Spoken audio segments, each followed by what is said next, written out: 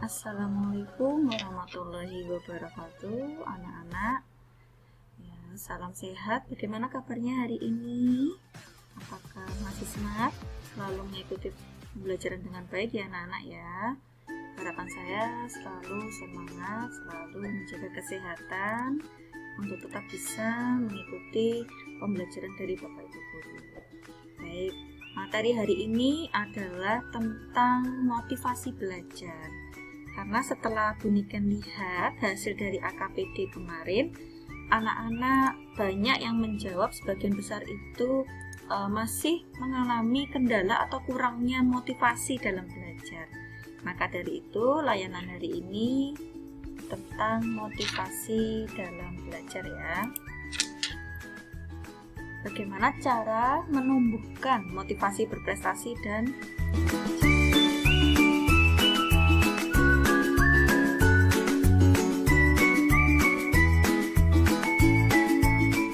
sebelum kita ke kiat-kiat bagaimana caranya memotivasi diri kita sendiri untuk belajar, mari kita pahami dulu apa pengertian dari motivasi. Kita harus tahu dulu. Motivasi itu adalah daya penggerak di dalam diri seseorang untuk berbuat sendiri. Ya. Motivasi merupakan kondisi internal individu yang mendorongnya untuk berbuat sesuatu. Jadi peran motivasi ini adalah pemasok daya ya, atau energizer untuk bertingkah laku secara terarah. Jadi ada dorongan dari dalam diri. Nah, ini yang dinamakan motivasi. Adanya keinginan untuk melakukan sesuatu. Kita tergerak untuk melakukan sesuatu.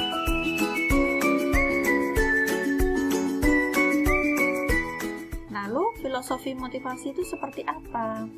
Pada hakikatnya, motivasi ini diyakini sebagai hasil penguatan atau yang kita namakan reinforcement. Reinforcement ini perolehan, contohnya ya, perolehan nilai bagus. Kalau anak-anak mendapatkan nilai bagus, grade-nya A ataupun memuaskan, pasti termotivasi untuk lebih meningkatkan karena semangat ya, wah dapat nilai bagus. Atau mungkin dipuji Bapak Ibu Guru, dipuji temannya, wah nilai kamu bagus ya, gitu ya. Wah kok meningkat ya prestasi kamu gitu, ada pujian, maka ini bisa otomatis menimbulkan atau menggerakkan motivasi kita untuk bisa belajar lebih giat lagi. Itu hakikatnya ada di reinforcement. Lalu ada juga dorongan seseorang untuk menunjukkan bahwa dirinya positif. Ada toh seseorang yang ingin menunjukkan bahwa dirinya itu seseorang yang baik ya. Lalu motivasi untuk mendapatkan standar kepuasan diri. Jadi untuk istilahnya memenuhi standar dirinya. Saya punya standar segini. Maka dorongan inilah yang menjadi filosofi motivasi. Lalu adanya teori atribusi atau menemukan dua fenomena. Apa itu fenomenanya? Siswa meyakini bahwa sukses atau gagal itu disebabkan oleh faktor kemampuan dan usaha dalam diri, jadi internal. Yang satunya eksternal, siswa percaya bahwa berhasil atau gagal itu disebabkan oleh faktor luar. Pastinya ada faktor internal dan eksternal ya. Nah ini teori atribusi ini merupakan filosofi juga dari motivasi.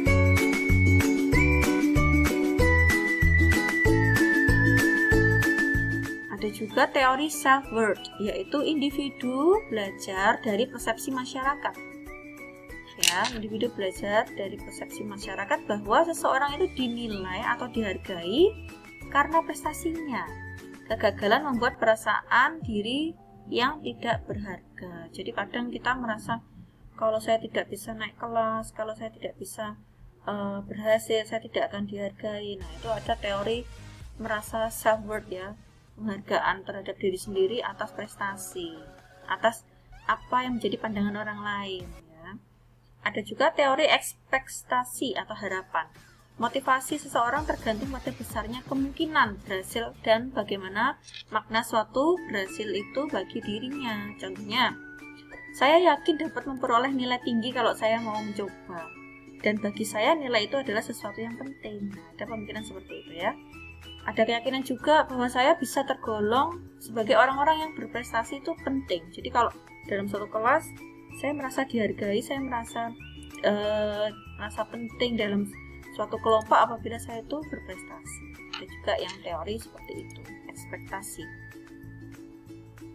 Kalau teori humanistik ya, teori humanistik ini dorongan jiwa tergerak karena ingin memenuhi kebutuhan-kebutuhannya.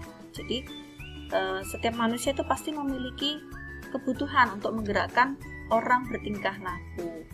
Jadi ada kebutuhan fisik, makan, berpakaian, tempat tinggal, air, udara, ya. Kebutuhan ini paling dasar sih, Pak. Lalu ada kebutuhan rasa aman. Jadi bebas dari ancaman, bebas dari bahaya.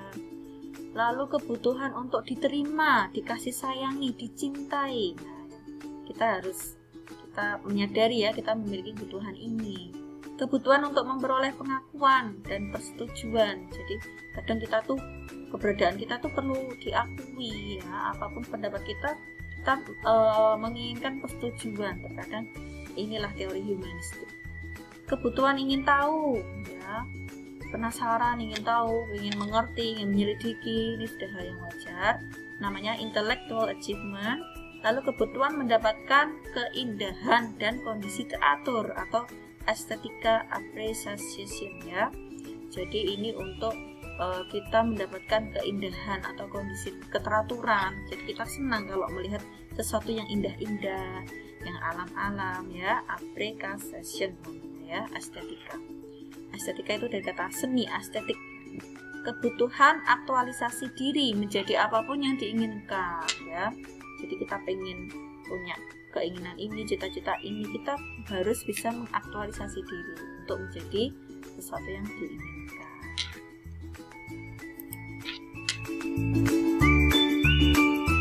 Lalu apa lagi? Mari kita lihat.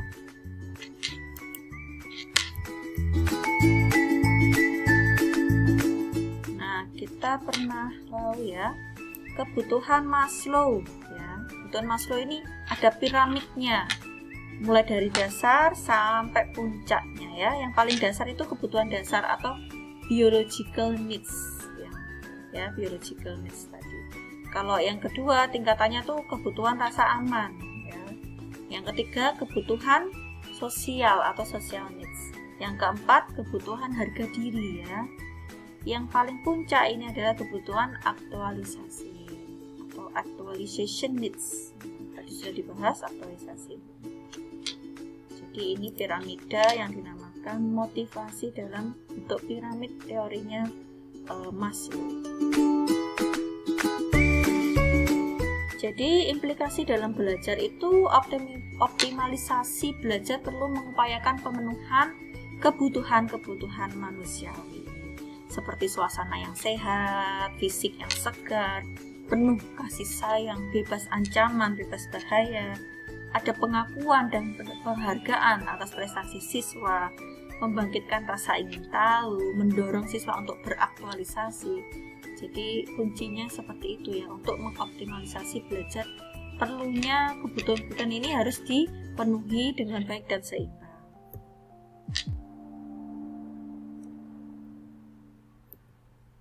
Jadi motivasi itu ada dua, dari faktor intrinsik atau dari dalam dan ekstrinsik dari luar. Contohnya kalau intrinsik itu dorongan ingin minum, ingin makan, dorongan ingin bisa, ingin belajar, itu dari dalam diri, itu intrinsik. Kalau ekstrinsik itu seseorang bertingkah laku karena adanya penghargaan, ada tanda kutip ya, ada penghargaan, ada pengakuan, biar dipuji, biar diakui, ada hadiah. Nah ini ada faktor dari luar ya. Dalam praktik yang sesungguhnya kedua motivasi ini dikombinasikan ya. Namun yang paling efektif dalam hal motivasi belajar ini adalah motivasi intrinsik, yaitu tumbuhnya atau keluarnya tuh dari dalam diri. Jadi pastikan motivasi berprestasi Anda itu tinggi, pastikan dulu.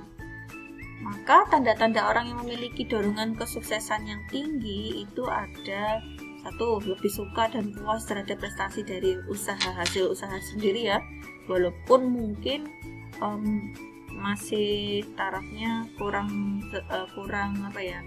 pas dengan teman yang lain, tapi teman yang lain googling tapi kamu berusaha sendiri. Nah, kamu lebih puas atau lebih senang dengan hasil karya kamu sendiri. Ini contoh motivasi untuk berprestasi. Jadi tidak hanya sekedar meniru, kalaupun melihat dari referensi lain, kamu bisa dengan paraphrase ya, atau mengulas kembali, mengungkapkan kembali dengan bahasa sendiri tanpa harus plek atau meniru hasil karya orang lain.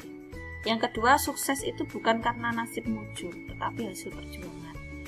Jadi sebetulnya ada dua faktor ya kalau menurut demikian itu, selain dari usaha, doa, dan juga nasib. Ini tiga-tiganya ini pasti faktor penting ya. Kadang kalau kita sudah berusaha, kita kurang doa juga nggak bisa.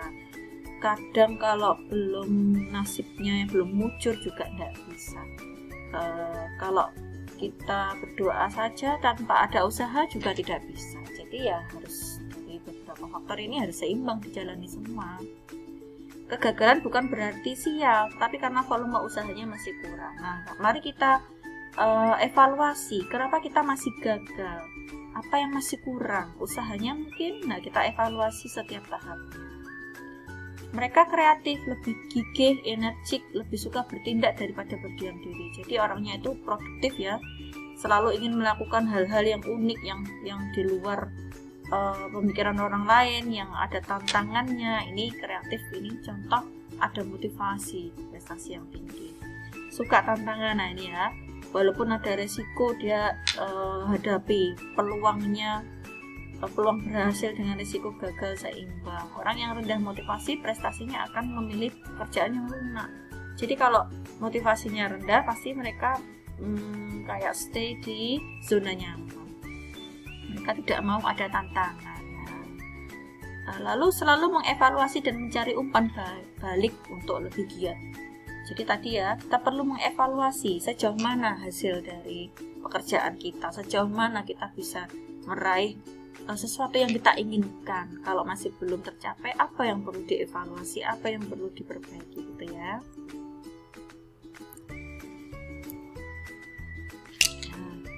Lalu ada cara menumbuhkan motivasi berprestasi. Seperti apa caranya?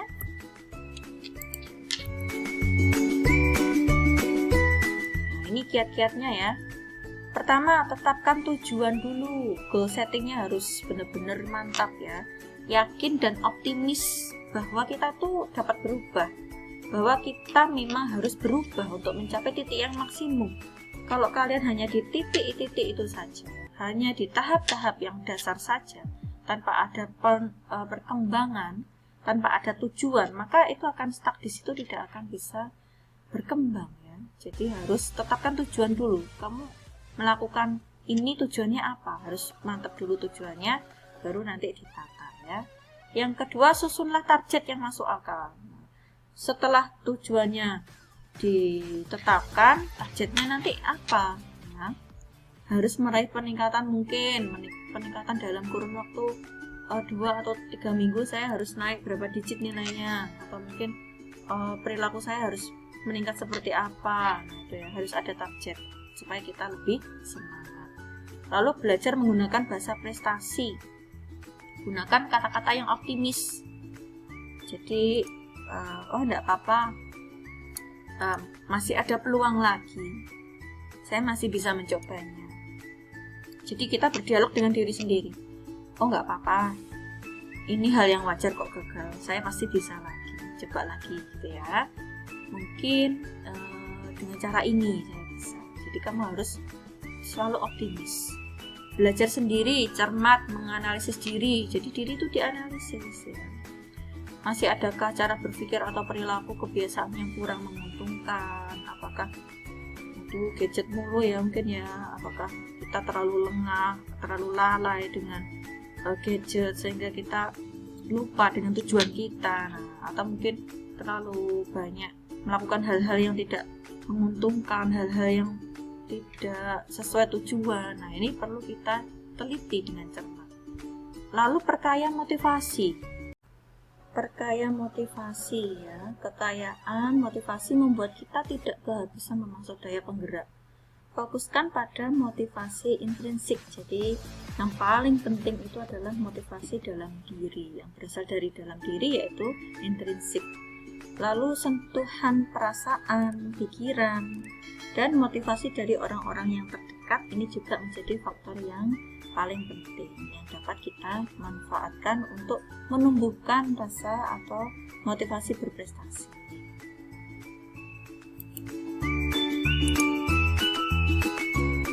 Ini ada kata-kata motivasi untuk anak-anak ya. Yang pertama, motivasi berprestasi adalah dorongan untuk berjuang, bekerja habis-habisan untuk mencapai sukses. Adalah suatu motivasi untuk berkinerja, berprestasi lebih baik, lebih efisien, lebih cepat, lebih berkualitas dari hari ke hari. Jadi untuk ingin bisa mewujudkan berprestasi harus ada perjuangan ya anak-anak ya. Jangan sampai kita patah semangat. Kita harus tetap berjuang. Kalaupun gagal dicoba lagi ya, berkinerja, berprestasi untuk lebih baik. Kuncinya itu. Jadi perkembangannya itu meningkat, perkembangannya harus lebih baik dan semakin berkualitas dari hari ke hari. Lalu orang yang motivasinya tinggi bukan berarti dia tidak pernah gagal. Tetapi bila gagal ia akan bangkit. Jadi orang-orang yang gagal, yang berprestasi, yang sukses itu apabila gagal ia akan bangkit, bahkan berusaha lebih keras lagi sampai akhirnya sukses. Jadi pedomannya, patokannya bukan dari usia, bukan dari apa-apa, tetapi sampai sukses ya. Kita harus terus mencoba dulu. Baik anak-anak, terima kasih sampai dari sini ya kita mempelajari atau kita menerima layanan motivasi belajar ya. Apalagi di saat pandemi seperti ini, mari kita perkaya motivasi diri kita ya.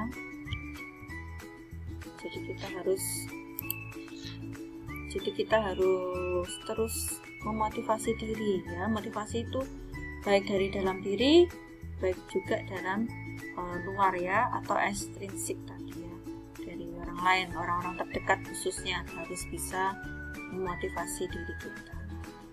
Kalau tidak ada ya kita harus bisa memotivasi diri tentunya ya. Terima kasih anak-anak atas waktunya. Semoga sehat selalu, semangat selalu. Belajarnya jangan sampai kendor pokoknya. Belajarnya jangan sampai lupa deadline-nya, Bapak Ibu harus dicicil, tidak perlu khawatir. Yang penting pokoknya sehat, dijaga kesehatannya. Yang penting kalian merespon dengan baik dari Bapak Ibu guru. Yang penting kalian memberikan komunikasi yang baik dengan Bapak Ibu guru, maka Bapak Ibu guru akan memaklumi, akan menyadari dan akan membantu terus, mendukung terus ya. Terima kasih anak-anak. Sekian, wassalamualaikum warahmatullahi wabarakatuh.